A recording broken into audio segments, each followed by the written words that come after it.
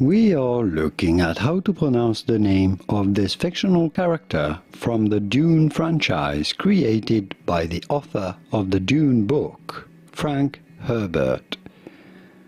There are two different pronunciations of this name.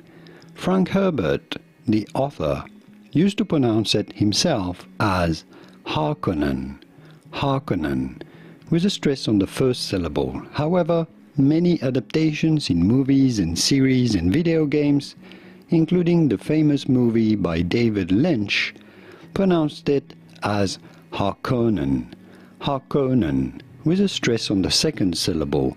There is no evidence that one pronunciation is better or more correct than the other, but the author himself used to pronounce it as Harkonnen.